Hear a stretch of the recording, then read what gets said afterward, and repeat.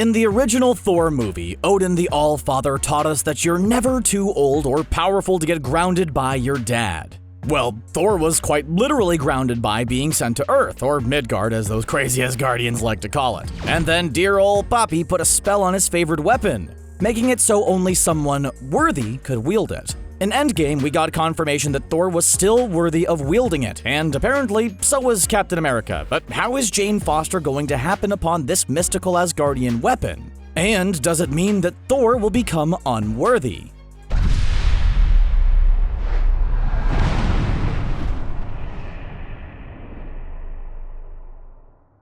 Everyone knows that Thor and Mjolnir go together like Spider-Man and churros, but that doesn't mean their relationship has always been perfect. In the first Thor movie, our hero had to prove himself worthy of wielding his magical hammer, using whatever unclear criteria Odin used to define the word worthy. Seriously, for a super powerful god, Odin is a pretty vague guy. He also kinda glossed over the secret daughter he banished into the fires of the underworld thing. Not that it would ever come back to haunt his sons or anything though.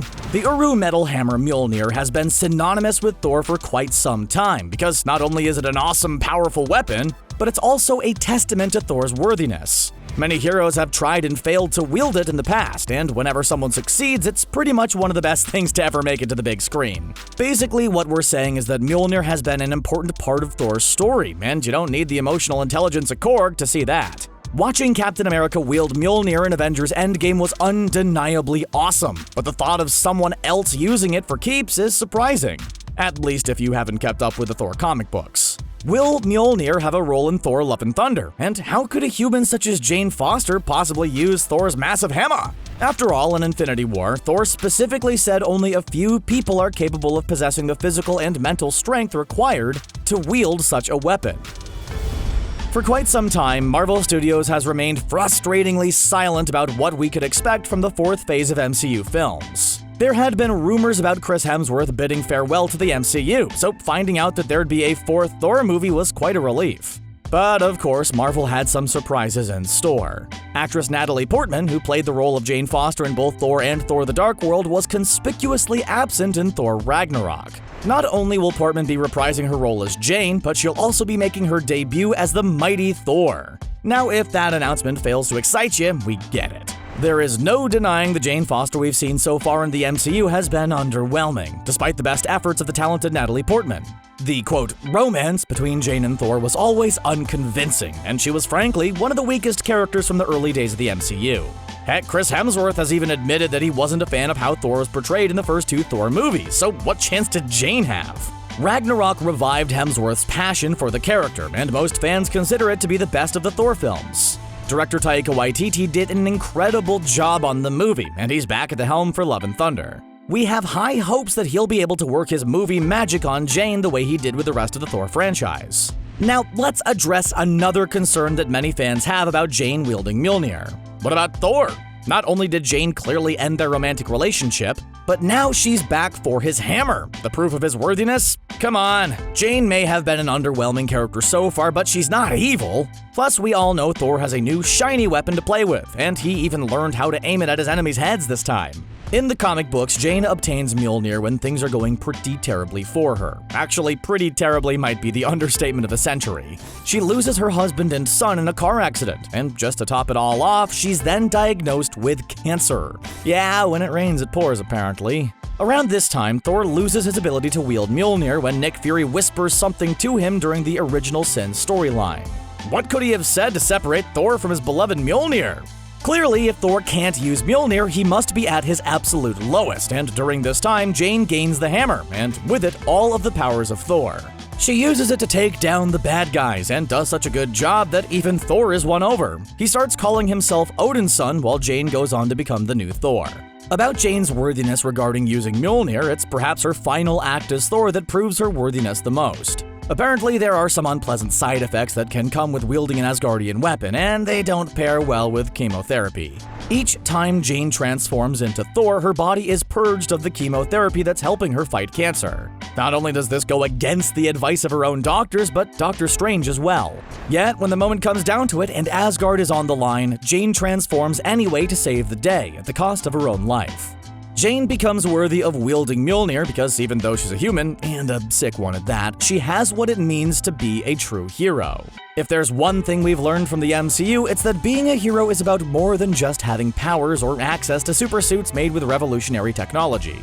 Vision was another hero deemed worthy of wielding Mjolnir, and he too willingly sacrificed himself in order to save others. Well, he did before Thanos rewound time and made his noble sacrifice pointless, but we still think it counts. Stepping up and becoming a hero is what makes someone worthy, and we're guessing we're going to see Jane doing this at some point in Love and Thunder. So what about Thor becoming unworthy? Well, in the comics, the line Fury whispered to Thor that caused him to lose his ability to wield Mjolnir was, "Gorr was right." For you non-comic book readers, Gorr was a being known as the God Butcher, which has to be one of the coolest titles of all time. Gorr wasn't a fan of the know-it-all gods of the Marvel Universe and tried to take them out whenever possible. When Thor heard Gorr was right, he realizes that although he disapproves of Gorr's methods, he did have a valid point. The gods of the universe were so far removed from the common people that they didn't truly deserve the power they wielded over them. Thor came to the conclusion that not just himself, but all gods are unworthy. Once Jane comes back to life, she manages to convince Thor to take up his old name and reclaim his identity.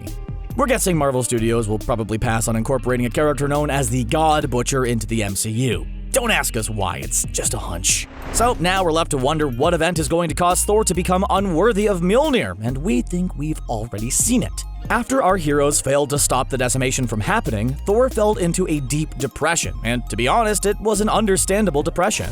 Yes, he let himself go. Yes, he started playing Fortnite, but more importantly, he started neglecting his duties as the king of Asgard. For 5 years, he didn't do anything other than make an occasional cursory appearance in New Asgard, while Valkyrie, played by Tessa Thompson, was left to pick up the slack. Over the course of Endgame, Thor gets his groove back. He's delighted to find out that he's worthy of Mjolnir and helps save the day. But then he just leaves. He tosses the metaphorical keys to New Asgard to Valkyrie and gets on a spaceship with the Guardians of the Galaxy. Now, we're certainly not saying there's anything wrong with going on a quest to find yourself, and we're definitely not saying we don't want more of the Asgardians of the Galaxy. But you have to admit this really seems more like Thor running away from his responsibilities again than anything else.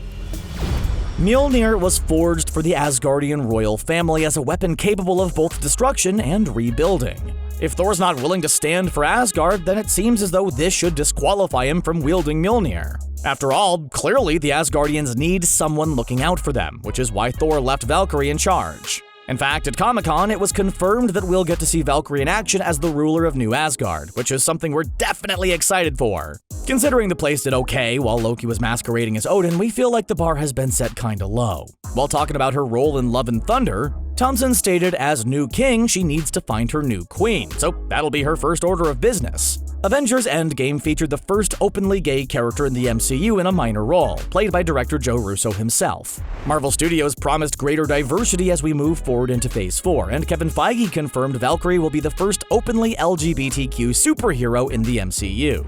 Tessa Thompson is pals with another Marvel star, Brie Larson, who plays the role of Captain Marvel. Both Thompson and Larson have talked about their desire to work together outside of their shared Endgame scene, and many fans are already wondering if Valkyrie has her eye on Carol Danvers as her new queen. Interestingly enough, the scene in which Thor leaves Valkyrie in charge was almost quite different. An original version had Thor going in for a kiss, only to be denied by Valkyrie. There was also supposed to be a scene in Ragnarok where a woman was seen leaving Valkyrie's room at some point. But instead of going after Thor or crossing franchises by courting Captain Marvel, is it possible we could see a relationship develop between Jane and Valkyrie?